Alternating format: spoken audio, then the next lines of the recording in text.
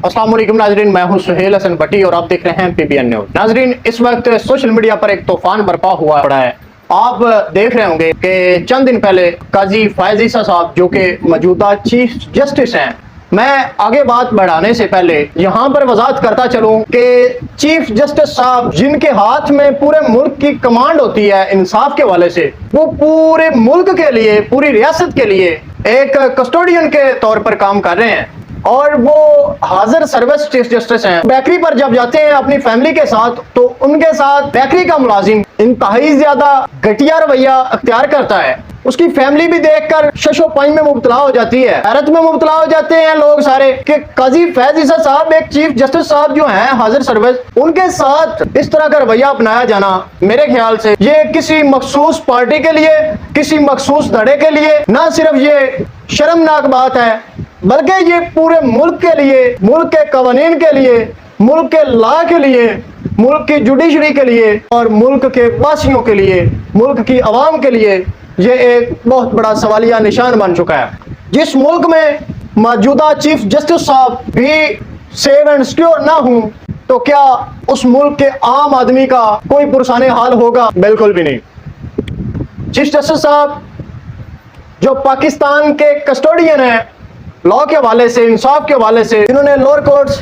High courts और supreme court में law and order को बरकरार रखना होता है, इंसाफ के तमाम तर तकाजे पूरे करवाने होते हैं, जिन्होंने कवानीन बनाने और उन पर अमल करवाने के हवाले से कस्टोडियन के तौर पर काम करना होता है, उनके साथ अगर ये वाक़या पेश आ जाए तो ये किसी अफसोसनाक चीज़ के अलावा कुछ भी नहीं। जो इस पर इज़हार ख्याल कर रहे हैं उनको भी ये सोचना चाहिए कि हम किसके मुतालिक ये अल्फाज बयान कर रहे हैं। सो इख्तिलाफ हो सकता है मुझे काजी साहब से, लेकिन पब्लिक बेस पर उनके साथ ऐसा रवैया अख्तियार किया जाना इंतहाई ज़्यादा काबिल अफसोस है और मैं जिसकी जितनी मजम्मत हो सके करता हूँ। मैं एक आम शहरी होने के नाते काजी साहब के साथ इस रवैये की मजम्मत करता हूँ और काजी साहब के साथ शाना बशाना खड़ा हूँ। इसके बाद बात करते हैं कि ऐसी नौबत आखिर क्यों आती है।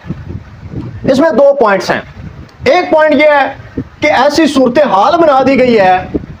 जो कि हमारे मुल्क के ज़मादारान हैं उनकी तरफ से ऐसी सूरत हाल को क्रिएट कर दिया गया है कि अवाम के अंदर एक आग भटकती है। आम आदमी जो है वो इतना गुस्से में आता है कि हमारे ऊपर किस कदर जुल्म के पहाड़ डाले जा रहे हैं।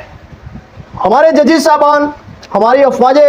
पाकिस्तान, तमाम इदारे जो हैं उनको इस चीज़ पर बड़ा गौर व फिक्र करने की ज़रूरत है कि हमारा मॉरल किस तरह क्यों खराब किया जा रहा है, इसके पीछे किन लोगों का हाथ है, क्या हम खुद ही इसमें किसी हद तक इन्वॉल्व तो नहीं है। अगर कोई खामी है किसी भी जगह पर तो उसको दूर करना चाहिए ताकि अवाम के अंदर इस तरह की नफरत को क्रिएट ना किया जा सके। इस तरह के मुकद्दस इदारों के खिलाफ जब अवाम का इस तरह का रवैया बन जाए तो ये रियासत के लिए, रियासत की स्टेबिलिटी के लिए, रियासत की मुस्तकिली के लिए, रियासत की सलामती के लिए और मुल्क कौम की नेक नामी के लिए ये एक बहुत बड़ा दाग होता है। मेरी बड़ी हम्बल रिक्वेस्ट है अपने इदारों से,